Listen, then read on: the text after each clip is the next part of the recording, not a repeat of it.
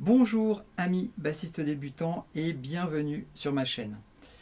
Alors, on est parti sur un tuto sur un groupe qui s'appelle Lieder 187, j'espère que je n'écorche pas le nom, et le morceau s'appelle Baby Kérosène. Alors, je savais qu'en faisant ce genre de morceau, ça n'attirerait pas la foule, parce que effectivement, je pense que les gens qui me suivent en général, n'écoutent pas forcément ce style de musique. C'est une musique d'aujourd'hui, très actuelle, et pourtant, il y a une vraie ligne de basse à l'intérieur, et c'est ce qui m'a interpellé dans ce morceau. Alors, en ce qui me concerne, j'écoute beaucoup de rap, de musique actuelle, de tout ce qui s'écoute là, et qui est souvent considéré par de la merde, en fait, par beaucoup de monde. Euh, et c'est souvent soit un conflit générationnel, soit des gens qui n'aiment tout simplement le style, qui n'aiment pas ce style, parce que bon, on n'est pas obligé d'aimer ce style. Mais il y a beaucoup du conflit générationnel, je le vois autour de moi quand je discute avec des collègues, hein. Je rappelle que moi j'ai 54 ans bientôt, donc quand je discute avec des collègues, etc., on discute de la musique qu'écoutent les jeunes, et souvent j'entends toujours le même refrain. C'est la même chose pour ma part quand mes parents écoutaient ce que j'écoutais. C'est la même chose quand le hard rock est sorti, etc. À chaque fois, c'était de la musique de merde. Et puis finalement, c'est rentré dans les mœurs. Et voilà. Alors, il faut quand même savoir que la musique actuelle est écoutée à donf par les jeunes, vraiment beaucoup, quoi. Et moi, j'arrive pas à leur dire que ce qu'ils écoutent, c'est de la merde. Alors déjà, parce que moi, j'aime bien ça. J'écoute pas mal de ce que eux écoutent. On s'échange beaucoup avec mes gamins par WhatsApp des titres sur Spotify. Alors il y a des trucs que j'aime bien, il y a des trucs que j'aime moins bien. En général, moi, ce qui me dérange le plus, ce sont les paroles.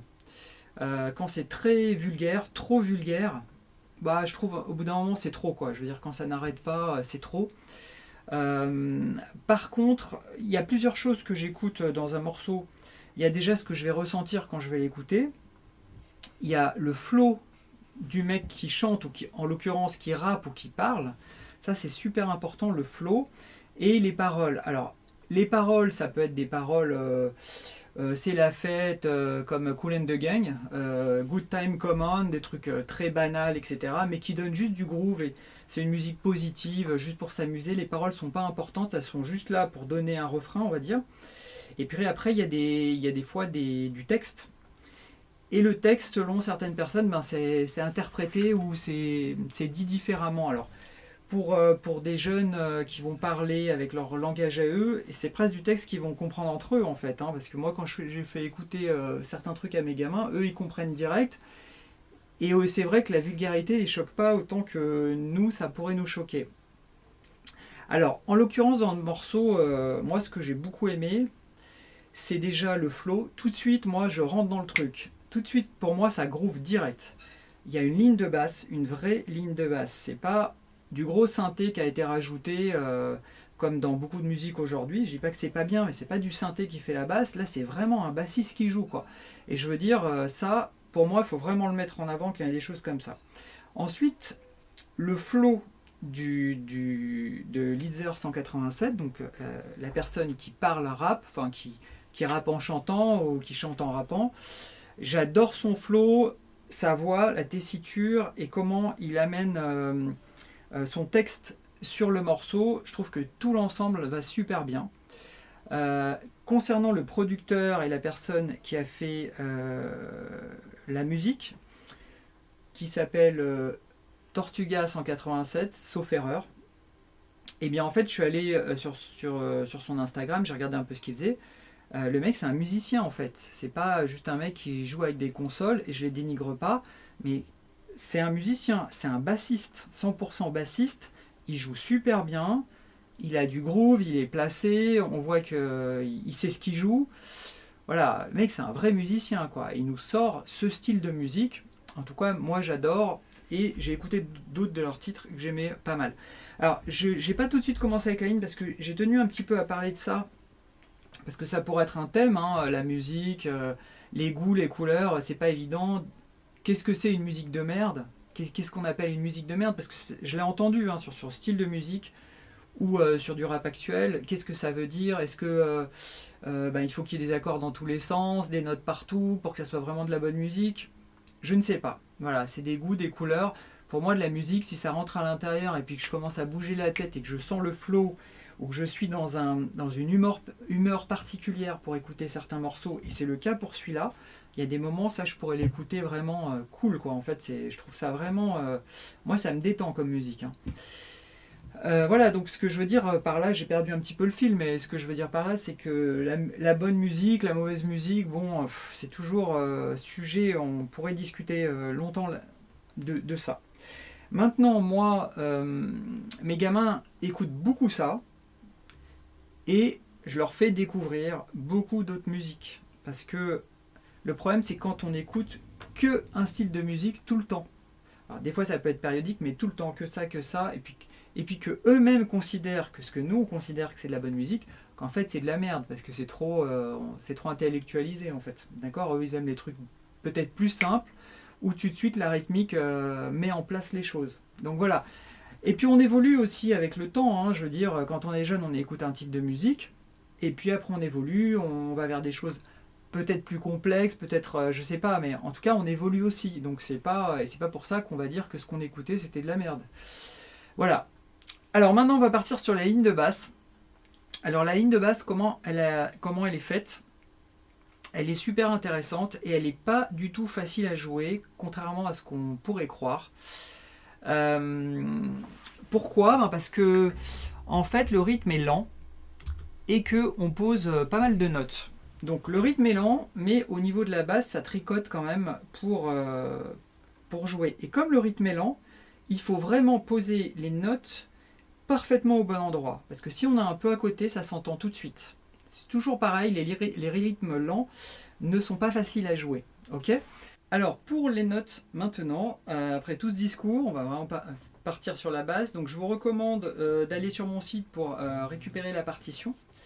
Dans la partie gratuite, vous avez la partition et les ressources Drumbeat qu'on utilise là. Donc ils vont beaucoup vous aider pour les placements, parce que les placements ne sont pas évidents. Alors il y a 3 mesures à connaître, 3 phrasés qui font une mesure à connaître. Et ensuite c'est un assemblage de ces 3 phrasés sur toute la structure. Okay, après, il faut apprendre la structure pour le jouer exactement comme dans le morceau. Parce que des fois, il va jouer quelques notes, il va s'arrêter, ensuite il va repartir. Donc tout ça, il faut l'avoir en tête. Okay, alors, pour la première mesure à connaître, c'est celle qui va faire comme ça. Ok? Donc, il va partir ici sur un Mi bémol. Ensuite, il va chercher un Si bémol. Et ensuite, il va chercher ici un Fa. Ça fait. Et avec ces 3 notes, il fait 2 fois le Mi bémol. Et ensuite, il y a un jeu d'aller-retour entre le Si bémol et le Fa. D'accord? Ça fait 2 fois 1, 2. Et il revient. Alors, le doigté scolaire, ça va être majeur, index, petit doigt ou annulaire. D'accord? Moi je mets le petit doigt parce que c'est pas la peine de mettre l'annulaire. Là il y a moins de tension sur la main quand on va laisser le petit doigt. Et en plus ça va le faire travailler. Alors maintenant si on le met sur la cadence Drumbeat, ça fait. Donc si on la chante, ça fait pa, pa, pa, pa, pa, pa. Pa, pa, pa, pa, pa, pa. Ok, je la joue. Je recommence. Encore. Alors, là où c'est pas évident, c'est déjà le deuxième Mi bémol ici, il n'est pas placé sur le temps. Un débutant aurait tendance à vouloir tout mettre sur le temps parce que c'est comme un aimant, hein, ça l'attire, c'est là où on tape des mains, donc ça l'attire vers les temps. Mais là, en fait, on doit jouer la note juste avant le deuxième temps. Donc en fait, si on joue les premières notes, ça fait pa, pa.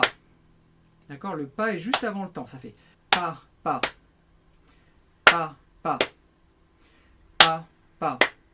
D'accord? Le temps arrive juste derrière. Et ensuite, l'enchaînement des 4 doubles, donc cette partie-là,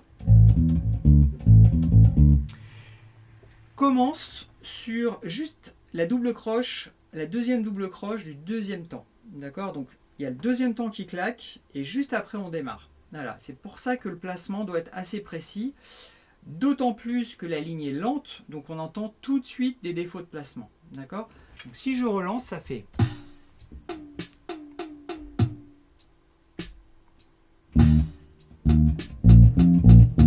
Ok? Ta, ta, ta, ta, ta, ta. Ok? Voilà. Donc ça, c'est la première partie. Deuxième partie, alors elle est un petit peu plus complexe. Et là, on va utiliser pas mal de doigté pour faire ça. Alors si on regarde la ligne déjà sans rythmique, ça va faire. Donc ça commence comme ça, pardon. Et ensuite, ça fait. Je recommence. Ok? Alors, là, il y a un problème technique qui fait que l'enchaînement des notes n'est pas évident. Donc, on part comme tout à l'heure avec le même placement sur le mi bémol. Et ensuite, on va aller chercher ces trois notes-là. Celle-là qu'on a vue tout à l'heure, celle-là. Mais au lieu de revenir ici, on va simplement aller chercher le sol bémol ici. Ça fait.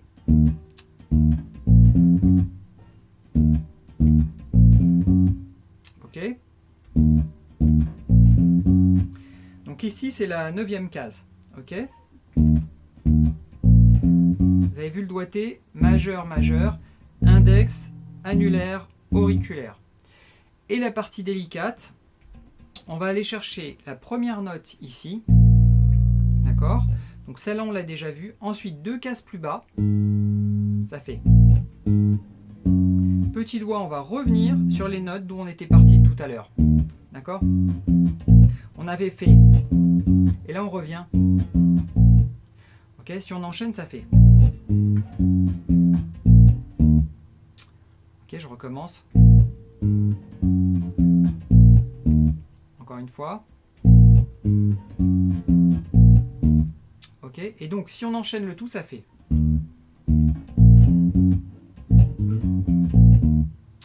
Ok, alors maintenant je vais lancer sur drum beat. Quand on écoute la cadence, ça donne. Pa, pa, pa, pa, pa. Pa, pa, pa, pa, pa, pa. Alors, je lance la ligne, ça fait.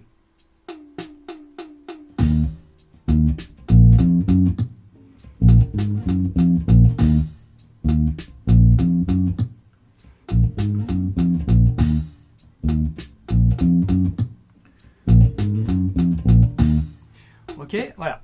Donc là, le passage entre le majeur et le petit doigt ici n'est vraiment pas évident. D'accord? Alors, on pourrait le reprendre sur la même corde, mais je trouve que l'enchaînement ici est pas mal. Pour moi, en tout cas, il est pas mal. Donc ça, c'est la deuxième mesure à connaître. Et ensuite, il y a une dernière mesure à connaître. Et après, vous ferez l'assemblage des trois, qui va faire pareil. Sauf que là, on doit enchaîner les notes. D'accord? Voilà, ça c'est la différence par rapport à tout à l'heure. Donc ça va faire comme tout à l'heure. Et là on enchaîne une série de doubles croches qui fait. D'accord? Donc on part sur 6e case. Ensuite on va 6e case de la première corde visuelle. Ensuite, on va chercher la 8e case de la corde qui est juste en dessous.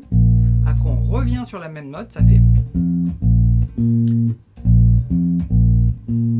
D'accord? Et on enchaîne avec les notes qu'on connaît déjà.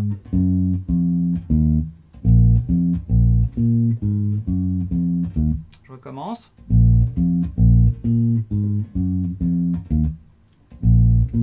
Pardon.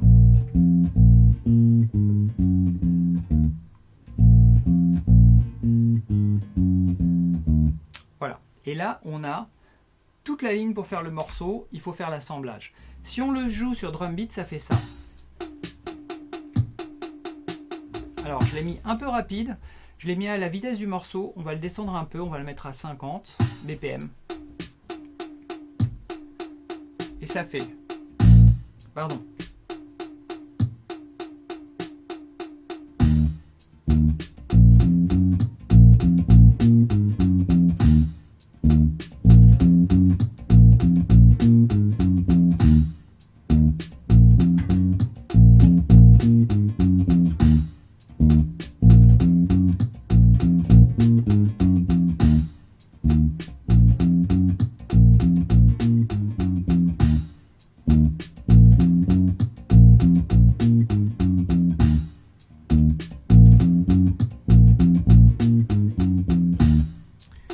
Ok, voilà. Alors, quand vous avez tout ça, vous avez tout le morceau, tout l'assemblage.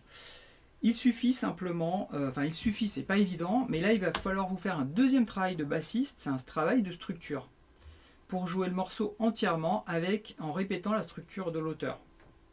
Et ça c'est parfois un travail qui est un petit peu négligé, et des fois des gens ont du mal au niveau de la structure, mais pourtant, elle est tout aussi importante que l'enchaînement des notes. C'est aussi important que de savoir ce qu'on va jouer, parce que c'est le morceau en lui-même.